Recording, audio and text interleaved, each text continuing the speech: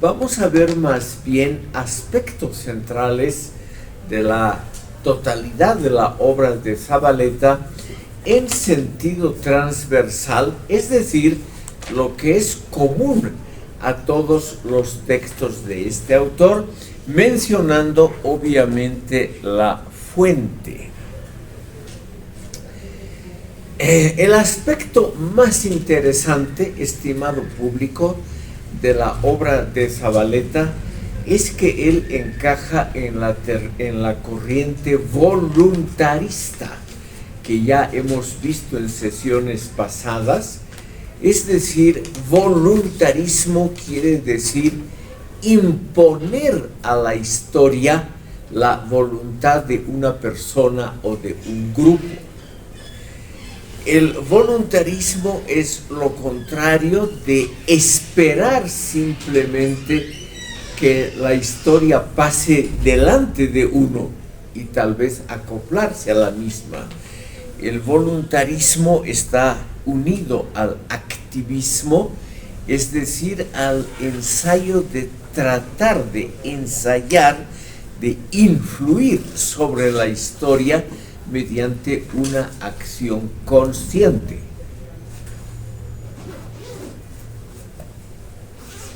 Como hemos visto en una sesión anterior, Vladimir Ilich Lenin, con su teoría del partido, dio un enorme impulso a esa teoría voluntarista de la historia, o sea, tratar de imponer la voluntad propia a los acontecimientos históricos.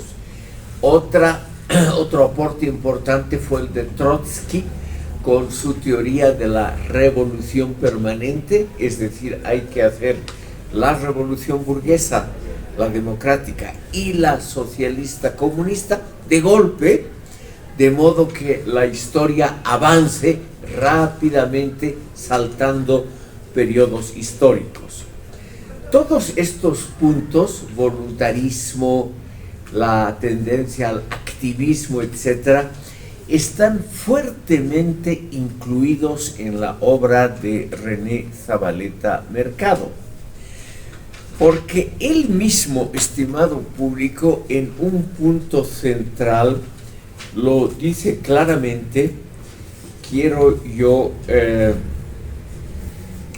citar a ustedes lo que él dice en su obra El poder dual en América Latina, que es una de sus obras más interesantes.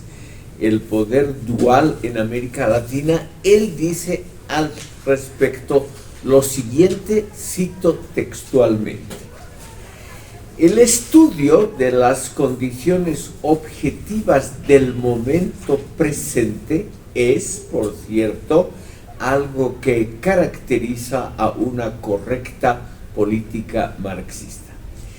Es verdad, sin embargo, y ahora viene el aporte es verdad, sin embargo, que no se sirve de modo adecuado a la realidad, sino cuando se la transforma. No hay otro medio de conocerla. Es la realidad misma, por lo demás, la que nos convoca y nos habilita para ese acto de construcción y reconstrucción de una sociedad. Ella, la realidad, produce la conciencia en los hombres cuando la voluntad interna de los mismos quiere que nosotros volvamos sobre la historia y la cambiemos. Fin de la cita en esa obra ya mencionada, El poder dual en América Latina. ¿Qué nos quiere decir Zavaleta con esta frase central? En primer lugar, que nosotros conocemos a una sociedad o simplemente a un aspecto, a un sector de la misma, cuando intentamos cambiarla a la sociedad o modificarlo al sector. Nosotros no conocemos solo mediante libros, mediante teorías, mediante estas aburridas clases universitarias como la presenté, diría Zavaleta, sino nosotros conocemos mejor cuando nos metemos adentro del acontecimiento histórico-político y tratamos de cambiarlo. En una palabra, reitero esta famosa frase de él, nosotros conocemos mejor la historia cuando tratamos de cambiarla. O sea, la actitud que podemos llamar voluntarista, que viene de voluntad, activista, no solamente hace avanzar la historia, sino que es el mejor método para conocer la realidad. Entonces, nosotros podemos actuar cuando tenemos obviamente una cierta intuición de lo que conocemos, de lo que hacemos. Pero la intuición no basta. Para conocer mejor y profundamente a la sociedad, nos dice Zavaleta, hay que tratar de cambiarla, y en ese acto del cambio, de la revolución, es cuando mejor la conocemos. Aquí vemos que es una fuerte tendencia voluntarista que es típica del marxismo en el tercer mundo. No hay que esperar las condiciones objetivas, como lo pidió Engels, sino que hay que modificar esas condiciones objetivas para conocer y actuar simultáneamente.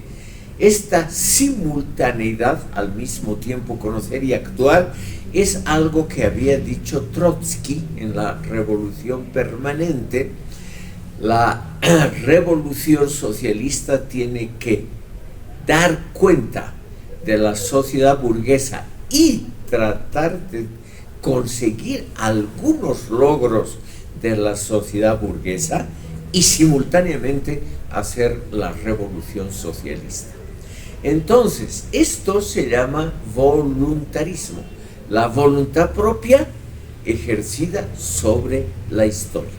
Este es uno de los aspectos centrales de la teoría de Zavaleta y, para no repetir lo mismo, de todo el marxismo en el tercer mundo. Aparte de este voluntarismo, estimado público, nosotros encontramos en Zavaleta un aspecto que podemos llamar profético. Y esto ha sido algo que todos los comentaristas de Zavaleta lo han mencionado. Cuando alguien dice se conoce cuando se actúa, nos está dando ya una pauta de cómo actuar. O sea, tenemos que lanzarnos, proyectarnos al acto revolucionario para conocerlo y mediante ese acto al mismo tiempo actuar sobre la historia. Vemos entonces que hay una persona que por una intuición predice cuándo hay que actuar, cuándo hay que entrar a la sociedad. Por ello es que los comentaristas siempre han insinuado claramente que Zavaleta Mercado tenía algo de un profeta, es decir, de alguien que predice cuándo hay que actuar y conocer simultáneamente. Quiero citar muy brevemente las palabras de Fernando Molina. Primero de todo, estimado público, menciono que Fernando Molina ha publicado una muy breve, pero muy bien hecha biografía intelectual de Zavaleta, una biografía intelectual que se llama René Zavaleta, la etapa nacionalista, que ha aparecido aquí en La Paz en 2011 y que, debido a su brevedad, no llega a las 100 páginas este libro. Es recomendable porque da una visión general del pensamiento de Zavaleta en ese punto, en el punto del voluntarismo. Por eso quisiera citarlo a este señor Fernando Molina. Es un conocido periodista que escribe muy continuamente en la prensa boliviana, y él dice al pie de la letra, cito: veremos entonces que si buscamos un científico, un teórico de lo social, lo que encontramos más bien es un profeta y un moralista. Zavaleta Mercado era un hombre muy dotado, como todos los políticos bolivianos, de la habilidad de la palabra y de la visión, pero también muy alejado de la objetividad, como quiera que concibamos este concepto. Quiero indicar que Fernando Molina es un admirador de la obra de Zavaleta, no es de ninguna manera un adversario o un crítico negativo, eso no es. Tal vez si ustedes han leído algo de Fernando Molina, él publica mucho en la prensa, es una persona muy cercana al gobierno actual, es un izquierdista, pero él reconoce este acto de profeta, que ese retrato que tiene Zavaleta, porque Zavaleta nos indica cuándo hay que actuar, cuándo hay que meterse a la política. Obviamente conocemos mejor la historia y la política actuando, pero el momento en que entramos es algo profético, un profeta, es decir, un hombre dotado del conocimiento también del futuro, indica cuándo es el momento de actuar. Y eso es lo interesante en los profetas. Obviamente Jesucristo, el profeta Mahoma, todos ellos tienen ese hábito de la profecía, es decir, de indicar cuándo hay que actuar. El propio Zavaleta Mercado, estimado público, enalteció a autores bolivianos que tenían ese ámbito de profecía. Por ejemplo, a su maestro Augusto Céspedes, que él lo menciona como algo muy positivo, porque Céspedes dijo cuándo había que hacer la Revolución Nacional del 52 y en muchos otros momentos anteriores, el 43, cuando subió Villarroel, el 36, cuando cayó el último régimen liberal con Tejada Sorzano y subió el socialismo, el llamado socialismo militar de Bush. Siempre estaba ahí Augusto Céspedes, desde muy joven en la política activa, y él indicaba a esa masa de seguidores nacionalistas cuándo había que actuar. El propio Zavaleta, en un breve artículo, uno de los últimos que he escrito, que se llama Recordación y Apología de Sergio Almaraz, él nos dice: los grandes escritores y teóricos revolucionarios bolivianos se logran siempre en un encendimiento, es palabra de Zavaleta, en un encendimiento, es decir, en una chispa, en una especie de combustión espontánea de fuego, que es lo que aviva la llama de la revolución.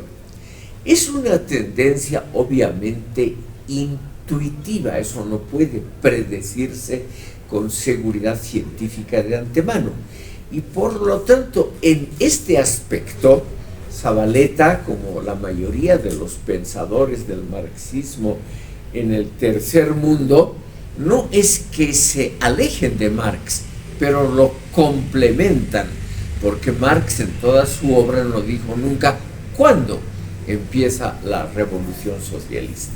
En cambio ellos, Zavaleta, él dice lo siguiente: ese encendimiento no se puede prever, hay que intuirlo, hay que tomar, una expresión muy típica aquí en el país, hay que tomar el pulso a las masas para saber cuándo ha llegado el momento revolucionario. Entonces, estimado público, aquí tenemos realmente una de las muestras más interesantes del voluntarismo. Se conoce científicamente mejor el fenómeno que uno va a modificar cuando uno está adentro, pero uno entra a la historia activa, uno entra, lo diremos patéticamente, a la historia verdadera, uno ingresa a ello por medio de una intuición que se logra tomando el pulso a las masas, es decir, sintiendo, percibiendo si las masas ya están listas para la acción revolucionaria. Como Augusto Céspedes, el maestro de Zavaleta, lo vio en 1936, en 1943 y en 1952 para nombrar fechas históricas bolivianas que tal vez ustedes conocen, 36, 43 y 52, fechas históricas en las que Zavaleta depositó su confianza de que iban a hacer realmente grandes cambios revolucionarios. Esto significa, estimado público, algo muy importante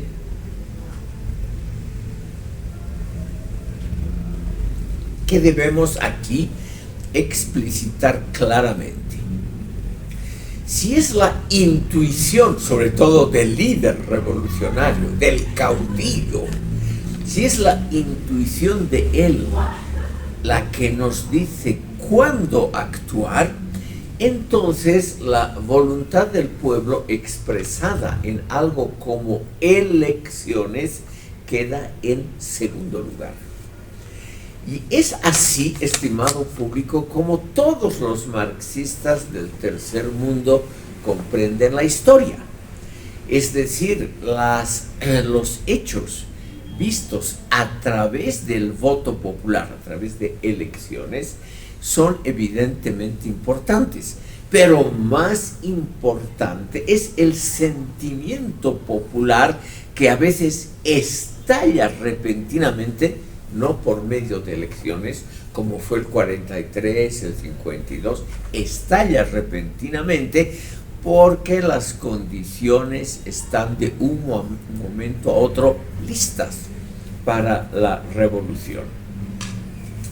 Entonces, esto, estimado público, automáticamente nos trae una reevaluación del voluntarismo y de la capacidad de un caudillo, de un jefe, de predecir y comprender cuándo es el momento de actuar, y devalúa el valor de las elecciones. No quiere decir que los revolucionarios, y sobre todo Zavaleta, estén en contra de algún sistema electoral. Simplemente ellos comprenden que las elecciones es una de las formas de llegar al gobierno, de hacer avanzar la historia. Pero la otra forma, la más importante, es tomar el pulso a las masas y comprender cuándo ellas quieren y deben actuar revolucionariamente. Por todo ello, estimado público, podemos ver ya desde este punto de vista que Zavaleta Mercado no tuvo una opinión demasiado positiva de los procesos electorales y de todo lo que está unido: la institucionalidad, la renovación parcial de órganos mediante canales predichos de antemano o establecidos de antemano, como son las elecciones, Y al mismo tiempo, se nota claramente en Zabaleta Mercado y en los autores del marxismo tercermundista que hay un cierto desinterés por lo que podríamos llamar la institucionalidad, es decir, el ir por canales que están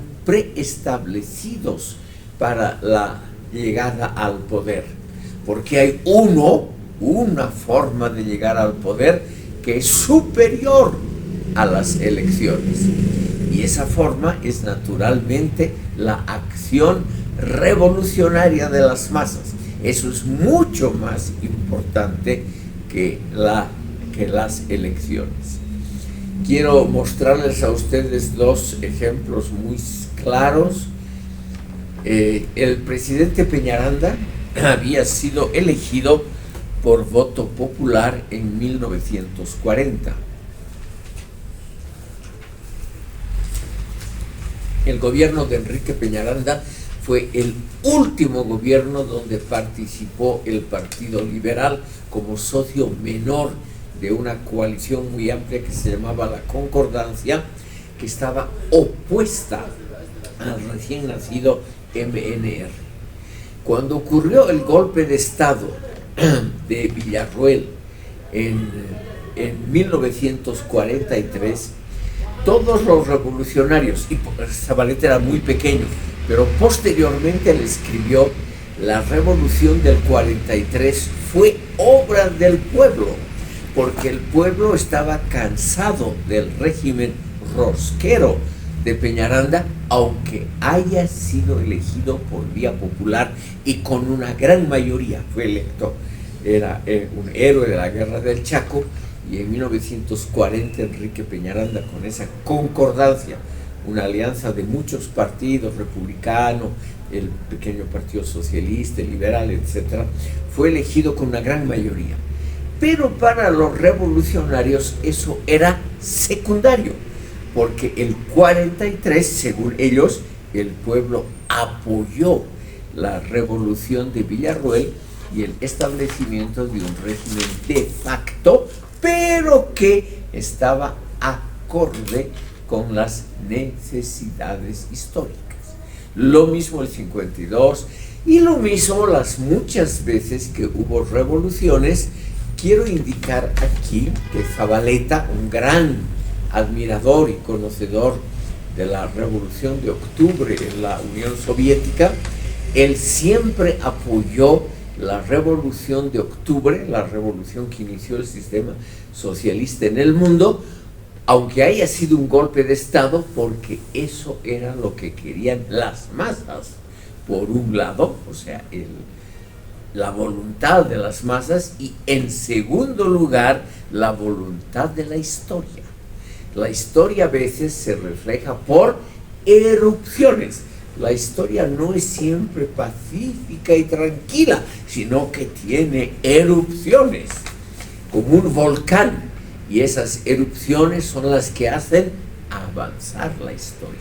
Entonces, la Revolución de Octubre en la Unión Soviética, la mexicana de 1910, la cubana de 1959 y la boliviana de 1952 eran evidentemente momentos revolucionarios donde el orden institucional que estaba en ese momento vigente era reemplazado violentamente por la voluntad de las masas, que así hacían avanzar la historia. Todo esto, estimado público, está muy bien como retórica, pero hay que ver críticamente, hay que ver también que todo esto significa un cierto desprecio, un cierto rechazo de procesos institucionales más o menos permanentes.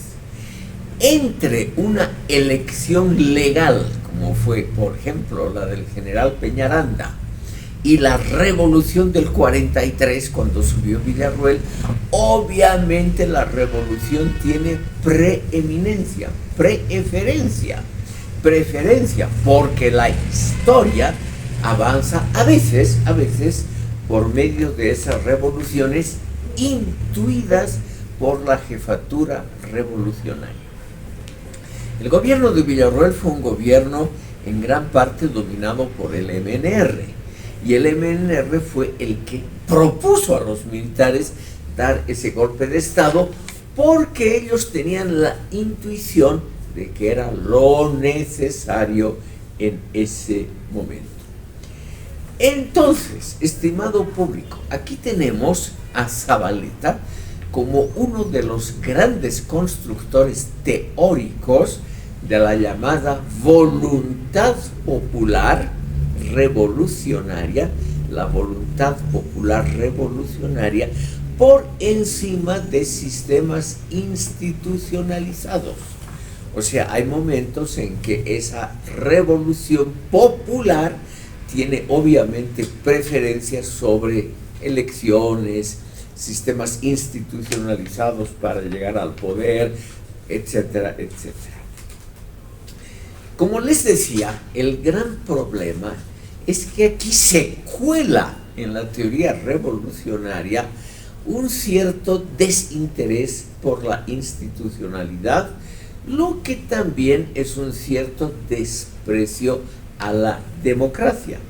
Vamos a ver, les voy a leer algunos párrafos de Zavaleta donde él habla justamente de lo que es la democracia popular revolucionaria, que él contrapone a lo que normalmente se conoce por democracia.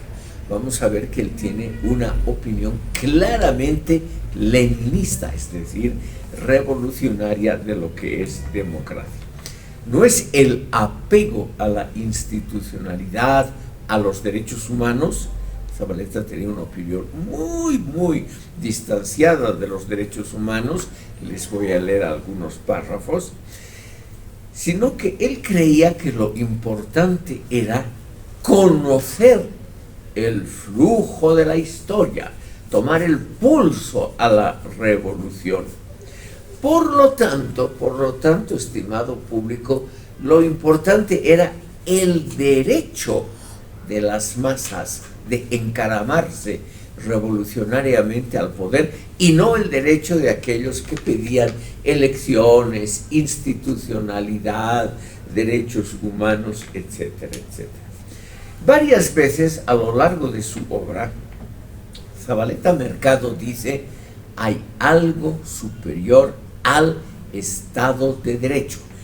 Ustedes como estudiantes de Derecho seguramente han oído esa expresión, el Estado de Derecho, o sea, la institucionalidad, el respeto a leyes, el respeto a procedimientos democráticos, todo eso confluye en lo que se llama el Estado de Derecho. El Estado de Derecho ocurre también cuando las fuerzas gubernamentales, la policía, por ejemplo, también actúan de acuerdo a leyes y no arbitrariamente. Es lo contrario a la arbitrariedad, el Estado de Derecho. Invirtiendo y haciendo un juego de palabras, Zavaleta Mercado dice: hay algo superior al Estado de Derecho, y es el derecho del Estado revolucionario de dictar sus propias leyes.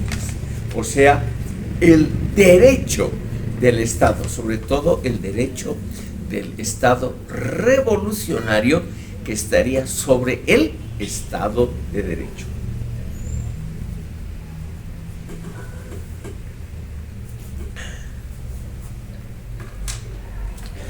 Vamos a ver rápidamente, estimado público, lo que pensaba, como les decía, sobre la democracia. Porque en varios lugares Zavaleta nos da a entender muy claramente lo que él pensaba sobre la democracia.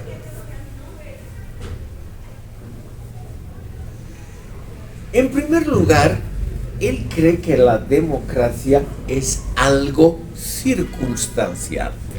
La democracia es útil en algunos momentos, pero en otros hay algo muy superior a la democracia, que es cuando el pueblo toma el poder directamente.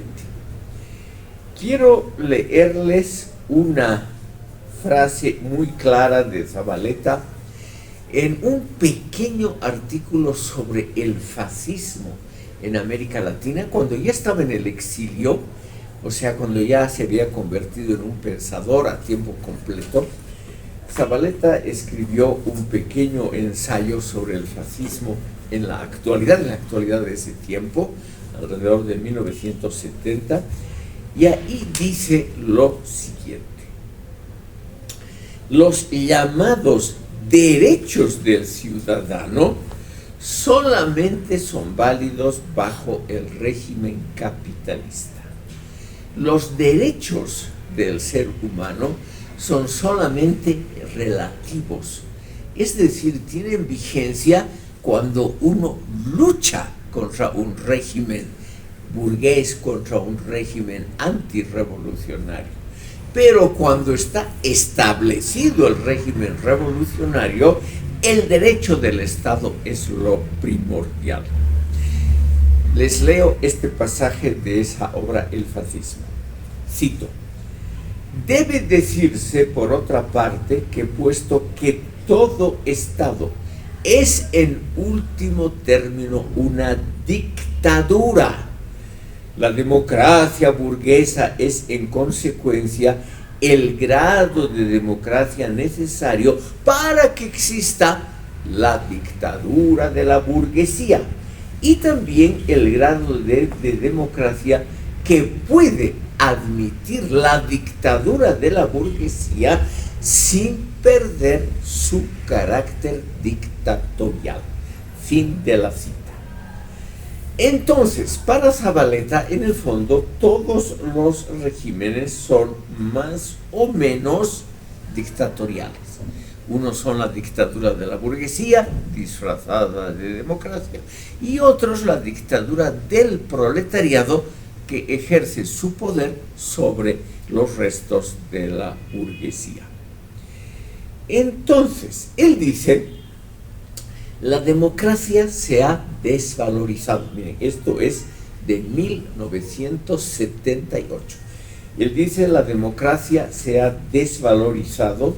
Dice categóricamente: la dictadura es el carácter de todo Estado y el elemento constitutivo del Estado como tal.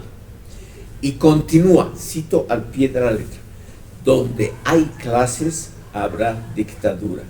La dictadura es la forma de manifestarse de toda organización de una sociedad sin clases, de una sociedad con clases. Y la dictadura desaparecerá solamente en el futuro lejano, cuando se establezca el régimen socialista. Después, la democracia solo existe en razón de la dictadura de la burguesía. Como ven ustedes, hay una opinión relativamente negativa de todo lo que es la democracia, la institucionalidad, etc. En otras obras, Zavaleta nos dice claramente que las elecciones libres, el pluripartidismo, el Estado de Derecho, la vigencia de los derechos humanos, la prensa libre, la teoría del bien común, son meros asuntos terminológicos y son, cito, generalidades engreídas y transitadas nociones. Vamos a ver esta idea de las transitadas nociones, porque es muy interesante la opinión de Zavaleta sobre la democracia. En ese mismo, en otro ensayo, estimado público, de la misma época, o sea, cuando ya estaba en el exilio y tenía mucho tiempo para pensar, Zavaleta nos dice lo siguiente, cito al pie de la letra: la enorme emergencia popular, la vitalidad de las multitudes, busca una vez más reconducir la inorganidad histórica por la vía del caudillismo. Sin duda es una forma peligrosa, admite, es una forma peligrosa y primaria de la concentración del poder, pero, cito, está vinculada a las características sociales del país y está vinculada a la dictadura, sobre todo a la necesidad de responder a una posible desintegración social. Por ello, el caudillismo es necesario. Esto está en su obra Bolivia, el desarrollo de la conciencia nacional. Bolivia, el desarrollo de la conciencia nacional. ¿Por qué el caudillismo es a veces necesario y no solamente necesario, sino positivo? En una obra, estimado público, en un pequeño artículo que se llama El derrocamiento de paz, escrito después de la caída de paz de 1964, Zavaleta nos dice lo siguiente: las masas buscaban en Paz Estenssoro a su caudillo necesario, pero o sea, Paz Estenssoro, es a la vez un intelectual que vacila, y esa vacilación, o sea, duda el pobre Paz Estenssoro, a lo largo del proceso de la revolución será permanente esa duda. Cito: se diría que si de algo debe acusarse a Paz Estenssoro es no haber, cito exactamente, no haber codiciado el permanente caudillismo, como sí lo hizo Siles Suazo, sino de haberlo asumido demasiado poco. Cuando intenta hacerlo en 1964, cuando ya está por caer, Paz Estenssoro con la reelección que apoyó Zavaleta, dice: es demasiado tarde.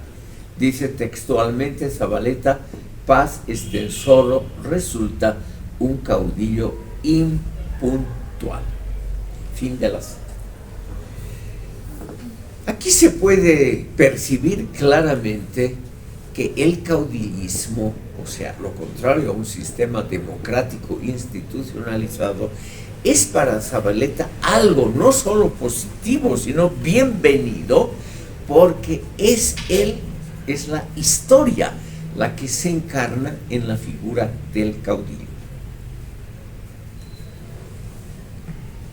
Esa idea, estimado público, está tomada de Hegel.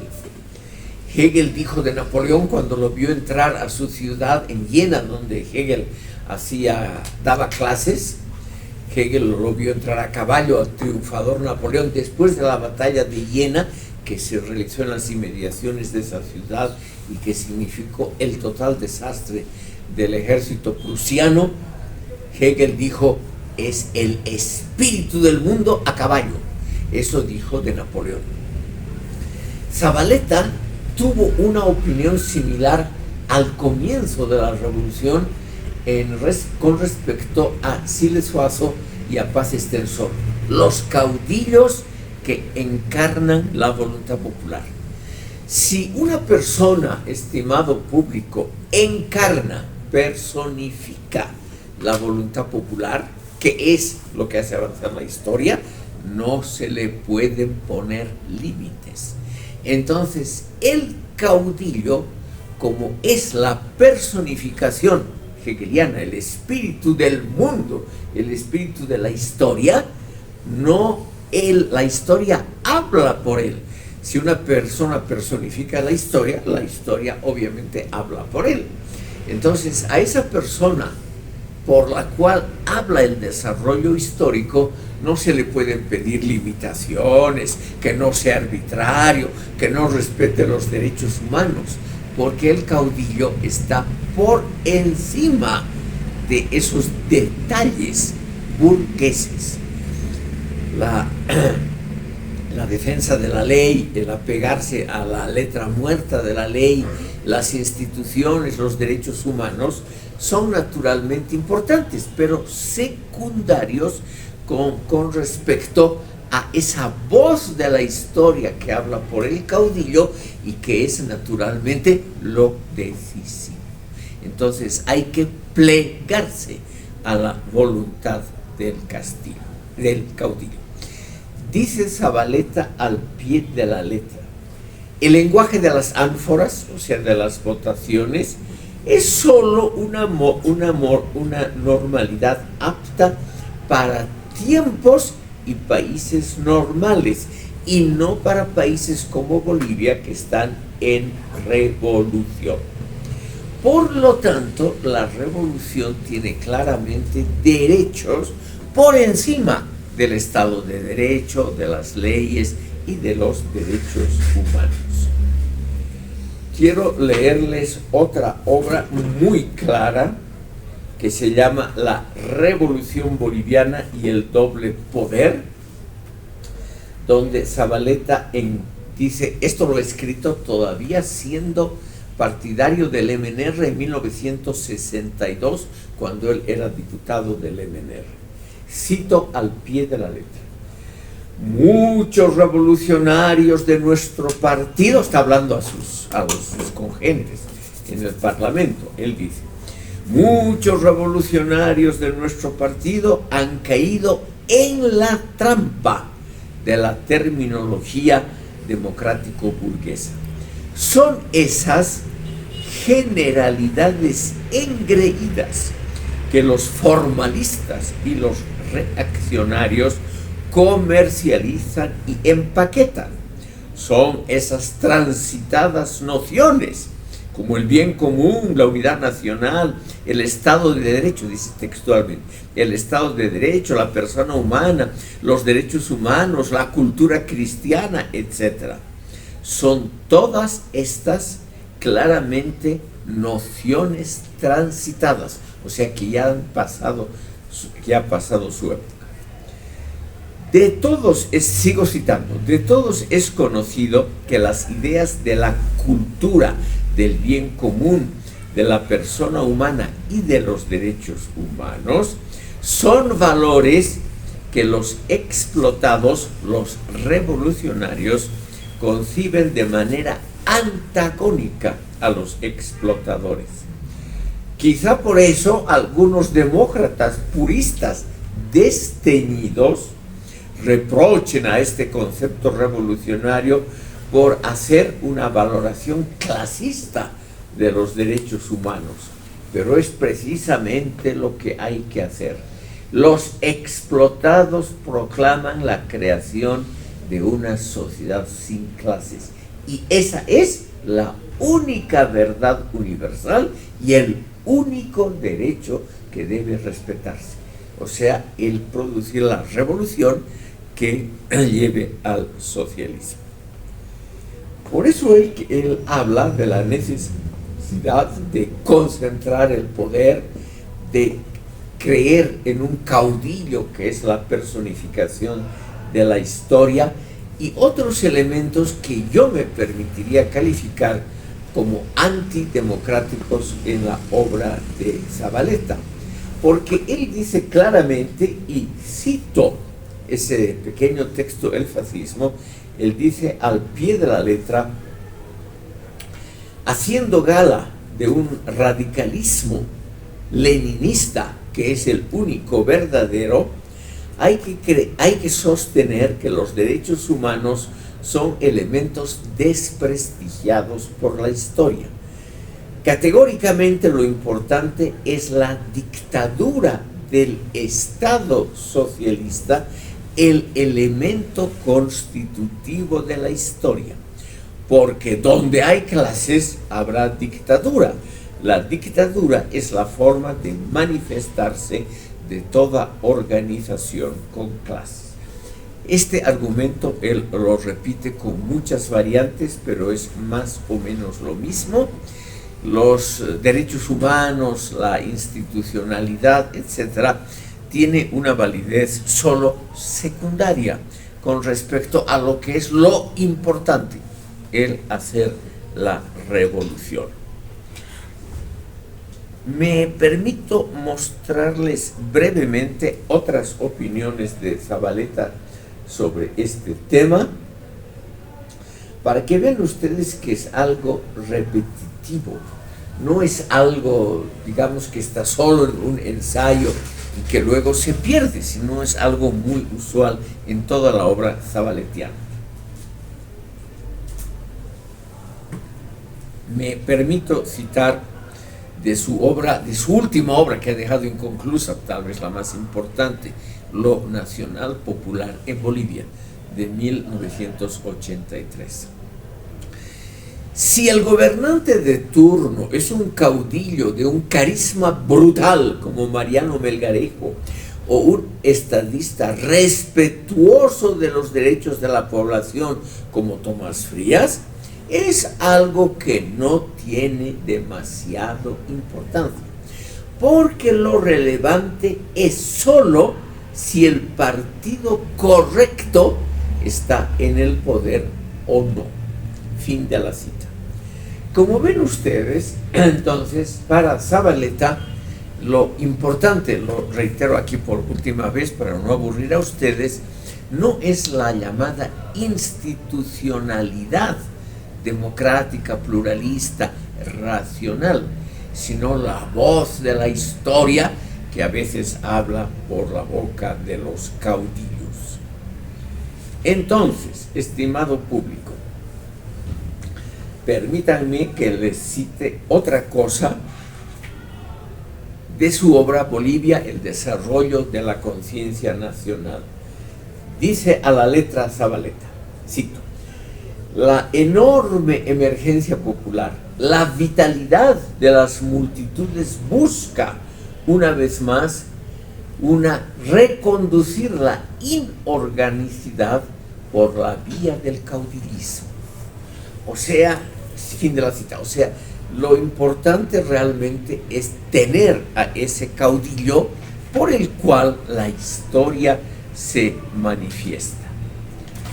Y por ello hay golpes de Estado, como les decía, que son respetables, y por ello aquí está una famosa, es un poquito largo, es el artículo de Zavaleta que se llama Las masas en noviembre, pero yo creo que esto, como resumen de todo lo dicho, es más o menos claro. Dice Zavaleta al pie de la letra: ¿acaso no es verdad, como lo demuestran tantas de nuestras vivencias, que un golpe de Estado puede ser tanto o más legítimo que un poder que dice ser representativo y democrático? Es por eso que el golpe de Estado puede tener una suerte de certidumbre histórica propia de los acontecimientos inconfutables. Él usa esas palabras raras, inconfutables. Ahora bien, sin la consideración de los hábitos, es poco lo que se puede avanzar en el verdadero análisis político. La democracia representativa es, después de todo, la compatibilización entre la cantidad de la sociedad y su selección cualitativa, es decir, el azar.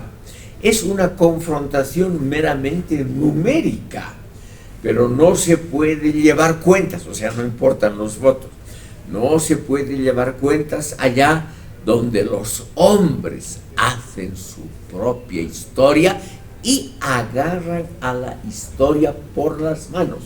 Fin de la cita. Es decir, donde los hombres toman a su cargo el hacer la historia. Estimado público, vamos a pasar ahora a otro tema interesante.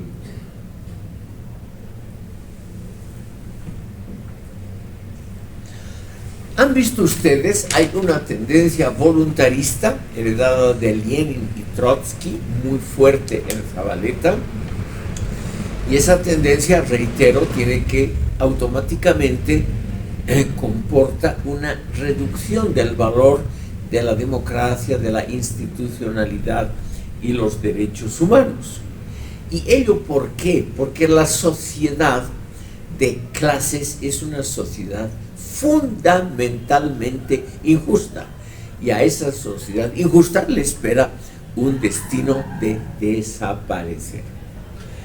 Zavaleta Mercado, estimado público, cree, como les he contado en la sesión anterior del lunes, que es el proletariado minero en Bolivia, la clase universal, que tiene la función histórica de llevar a cabo la revolución socialista absolutamente necesaria.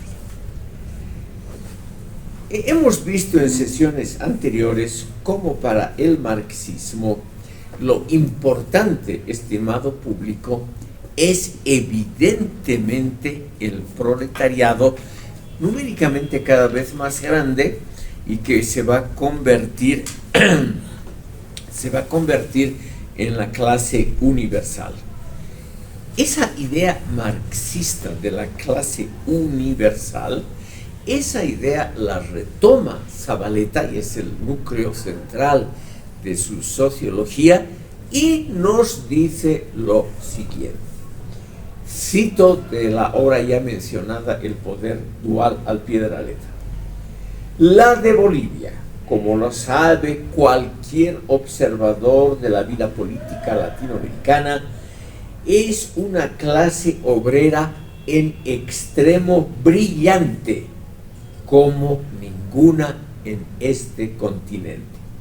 Toda la historia de nuestras vidas ha resultado cambiada por la presencia de este sujeto extraordinario y casi inexplicable en la historia de Bolivia.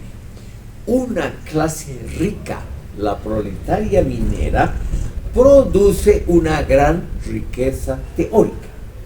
En Bolivia, la clase obrera utilizó con éxito una característica de la realidad que era la debilidad estructural del aparato del Estado, la débil articulación del sistema estatal para tomar el poder en abril de 1952 y establecer su predominio. La clase minera, el proletariado minero, creció a expensas del poder estatal en Bolivia, pero todavía le falta vencerse a sí misma. O sea, tiene que estar consciente de su formidable fuerza, de su organización, y lo único que le falta es establecer un partido proletario que tome el poder. Fin de la cita. Esta es, como les decía, del poder, el poder dual. Como ven, él cree que la clase universal en Bolivia es el proletariado minero, no por su pequeña magnitud numérica, sino por la función que establece la clase misma dentro del Estado boliviano. Y los mineros, según Zavaleta, son los que sostienen la economía y por lo tanto a todo el país. No solamente son los que sostienen a toda la sociedad boliviana con su trabajo, sino que los mineros al mismo tiempo son los que más sufren, los que realizan el trabajo más duro, los que tienen que experimentar las alienaciones modernas en toda su magnitud. Y por ello, por ser los que más sufren, los que acumulan sobre sí mismos las alienaciones modernas y son los que sostienen la economía del país, son los que merecen gobernar en este país. Entonces, lo único que les falta y esto mantuvo hasta el fin de su vida esta idea Zabaleta, es constituir un partido popular que tome el poder, porque según él, el MNR, su propio partido, el MNR estaba compuesto por sectores de clase media, que son los que dirigían el partido, y también por un sector campesino. No era un partido eminentemente minero, eso es lo que faltaba. Ese partido estrictamente minero que tenga una distribución nacional nunca se llegó a producir.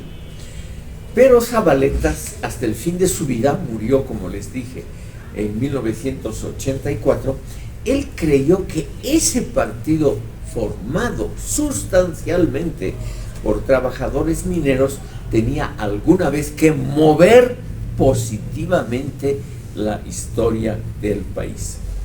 Porque aquí cito otro pasaje de Zabaleta de la obra ya citada Bolivia, el desarrollo de la conciencia nacional.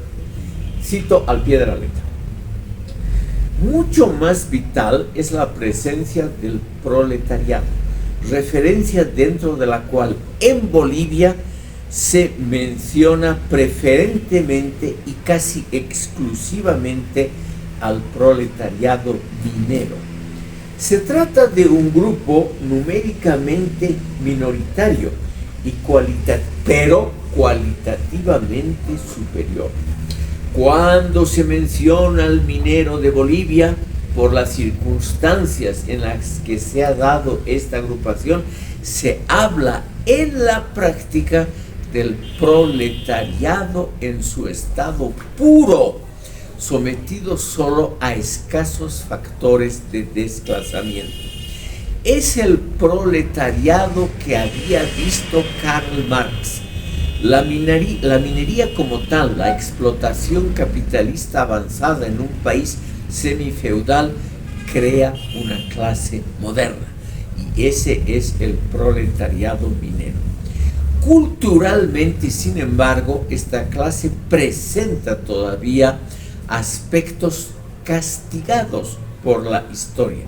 Sus integrantes proceden en general del campesinado desclasado, pero son individuos, los mineros, que han resultado los más perspicaces y heroicos de la nación. Con el salario que reciben por su trabajo colectivo, obtienen el signo de su dignidad, y ese signo de la dignidad es lo que los va a llevar a ser la clase decisiva del futuro boliviano.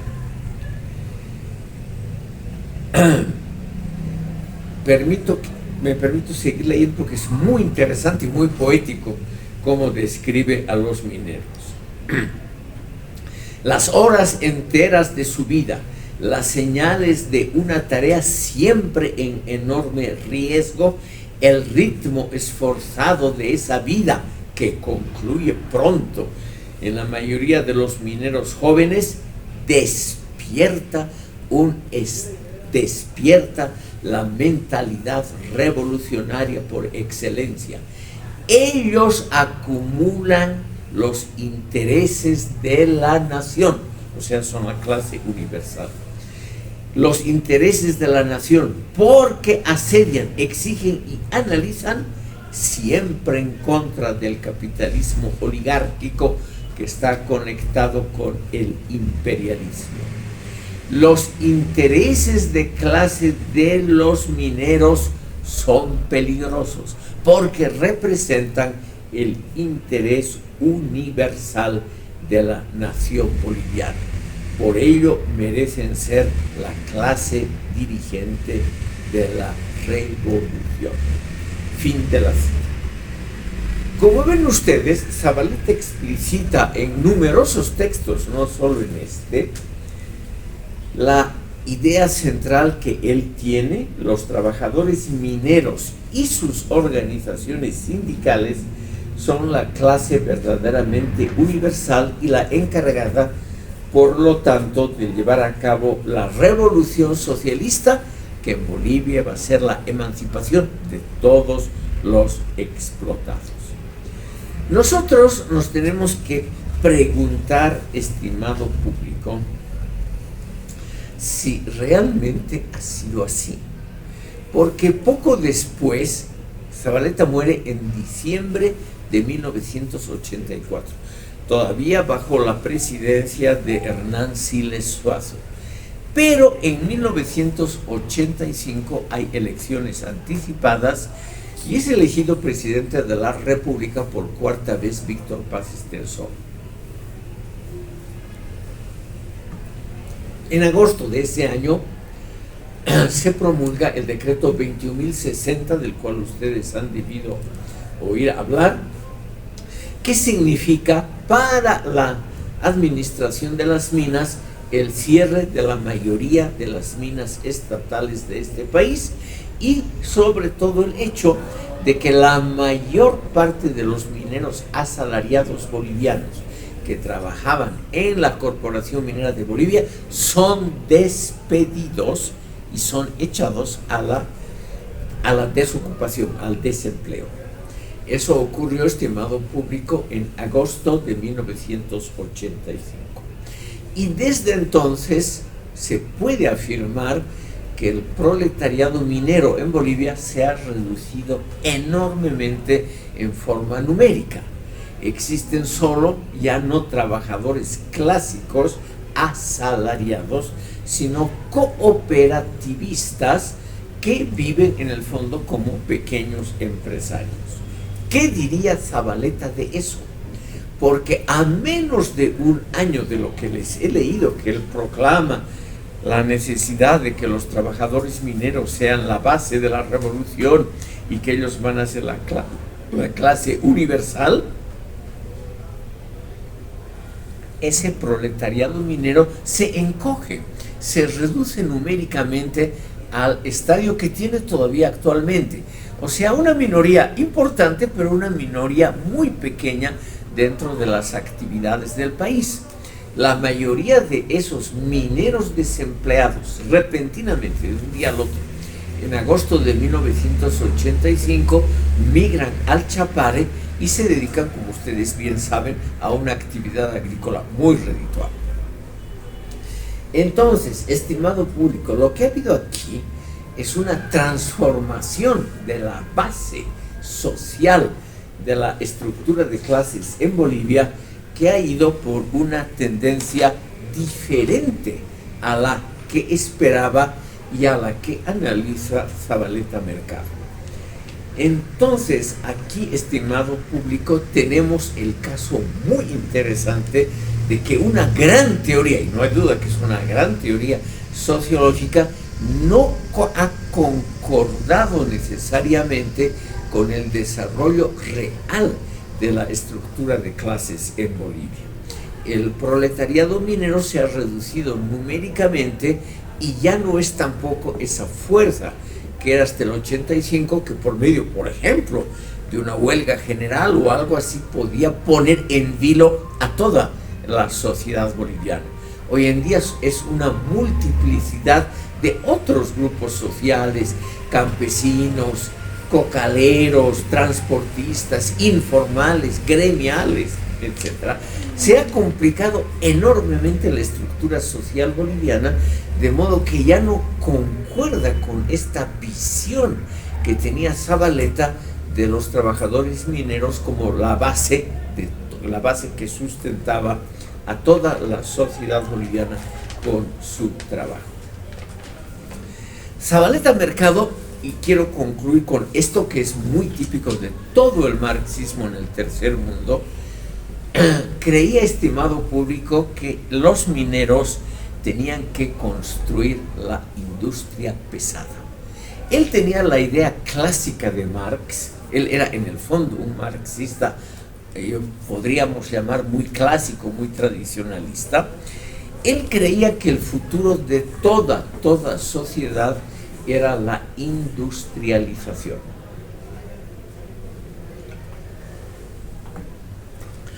Zavaleta Mercado, como les he leído, sostuvo siempre que el trabajo en las minas bolivianas era ya una primera etapa de industrialización, porque, y esto es verdad, eran minas que funcionaban bajo sistemas técnicamente muy avanzados. Se puede decir lo que uno quiera negativo sobre Patiño, Hochschild y Aramayo, pero estos señores introdujeron una estructura muy mecanizada, muy sofisticada para la época, eso sí, con trabajadores muy mal pagados, pero no hay duda que era un trabajo minero a la altura de las grandes minas en Malaya, en Birmania o en cualquier otro país que producía estaño. Y eso era algo para Zavaleta, era algo muy importante porque era el escalón inmediato a la industrialización definitiva, que debía empezar por la fundición de minerales, para no exportar minerales compuestos, como exportaba Bolivia antes, sino exportar solo metales purificados de todas las impurezas que tienen en cualquier mina, sulfatos, nitratos, etcétera, etcétera. Por lo tanto, para él, la construcción de la industria, él creía como Marx que Bolivia tenía que industrializarse, tenía que empezar por la por la construcción de altos hornos de fundición, como se construyeron posteriormente en Vinto, Carachipampa, etc. Zavaleta fue muy claramente se podría decir un propagandista de la industrialización boliviana como simplemente el destino de todo país en el mundo que debía llegar a él. Estimado público, quiero leerles otro párrafo de ese libro que me parece muy interesante de Zavaleta, titulado Bolivia, el desarrollo de la conciencia nacional, porque ahí en pocas líneas se explica cuál tiene que ser el destino de Bolivia. Cito al pie de la letra: dentro de la lógica necesidad de saltar etapas, los países atrasados como Bolivia tienen quizá la única ventaja de haber llegado un poco tarde, la de poder utilizar las técnicas más modernas sin haberlas desarrollado, encarar los aspectos más veloces, rentables y multiplicadores de la industrialización. De hecho, aplicando este razonamiento, a Bolivia le corresponde contemplar como complemento necesario de la nacionalización de las minas la metalurgia y la industria química, es decir, crecer industrialmente alrededor de su propio ser y avanzar hacia las industrias semipesadas y luego hacia las pesadas para exportar y competir en los mercados mundiales. Fin de la cita. Y poco más tarde dice él, también les leo al pie de la letra: un país tiene que industrializarse a marchas forzadas, partiendo desde un punto bajo del desarrollo, pero solo puede hacerlo acudiendo a métodos de emergencia. En este sentido, el socialismo en Bolivia será el equivalente de aquello que en los países capitalistas se llamaba el socialismo de guerra. Son tareas que pueden cumplir con eficacia solo cuando el poder está concentrado en un partido y en una persona, al margen de las dudas y camándulas de las capas medias y de los partidos políticos. Ven ustedes aquí claramente Zavaleta se refiere a la necesidad de la industria pesada como meta histórica del desarrollo boliviano, que tiene que empezar, como decía, con la fundición de minerales, porque es lo propio, es lo que ya tiene el país. Termino, estimado público, leyéndoles leyéndoles otro texto no leyéndoles, sino refiriéndoles otro texto de Zavaleta, donde él, en forma mucho más clara, expone qué es lo que hay que hacer en Bolivia. Y aquí yo creo, es importante este texto porque nos muestra el precio que Zavaleta dice que el país tiene que pagar por la industrialización. Zavaleta nos dice, hay que construir la industria pesada y para ello hay que renunciar a algunas facilidades de la vida cotidiana. No hay que descartar el terror porque sí, hay que utilizarlo si hubiesen sectores sociales que se oponen a la industrialización. Estimado público, esto lo he escrito en 1962 en un breve artículo que se llama La descomposición del MNR, y él nos dice claramente, no hay que renunciar porque sí al terror, o sea, a métodos stalinistas, si es lo necesario para construir esa industria pesada. Porque hay que evitar, y aquí lo cito textualmente, hay que evitar que el destino de Bolivia sea solo de un país pastoril. Esa es una expresión que Zavaleta acuñó. Hay que evitar que Bolivia sea un país pastoril, es decir, un país agrícola ganadero. Como por ejemplo, y aquí nombra él lo que hay que evitar. Hay que evitar ser como el Paraguay, y lo dice en diminutivo, un paisillo agrícola. O sea, él del Paraguay se refiere muy despectivamente, y eso que nos han ganado la guerra del Chaco. Él dice despectivamente un paisillo agrícola. Hay que evitar eso. Y hay que evitar el destino de la Argentina, una colonia gorda. O sea, una colonia exitosa desde el punto de vista agrícola y ganadero. Bolivia tiene que evitar el destino del Paraguay y de la Argentina y convertirse en una gran industria pesada partiendo de lo que ya hay. Y para ello, si es necesario, utilizar métodos que pueden parecer antidemocráticos y duros, porque es la necesidad histórica. Estimado público, van a ser las 10:30. Aquí vamos a terminar. En la próxima sesión solo nos faltan 2 detalles de la obra de Zavaleta, tres detalles que son aquí los mencionados. Vamos a ver lo que él quiere decir con su concepto de país abigarrado, el abigarramiento. Vamos a ver lo que él quiere decir con la paradoja señorial y la crisis como camino del conocimiento. Estos 3 puntos, ya hemos visto la clase universal, hemos visto el voluntarismo tomado de Lenin y Trotsky, y hemos visto cómo automáticamente Zavaleta Mercado no critica la cultura política autoritaria que aquí se ha heredado de siglos, sino que presupone que es lo correcto para el país, o sea, el caudillismo, la falta de respeto a las instituciones, porque ello puede ayudar técnicamente a la revolución. Entonces, estimado público, ¿qué quiere decir la aceptación de la cultura política tradicional como el caudillismo, la desinstitucionalización, etcétera?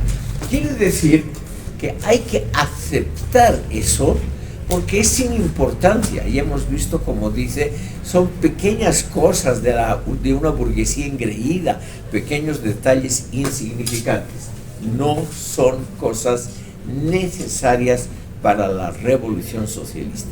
Por lo tanto, él acepta lo preexistente, el caudillismo, la falta de respeto a los derechos humanos, la arbitrariedad de las fuerzas gubernamentales, porque son detalles insignificantes para la construcción de un modelo socialista. Entonces, nos faltan solamente estos 3 puntos y vamos a pasar a otros autores, sobre todo fundadores de la sociología marxista en América Latina. Gracias por su atención hasta ahora.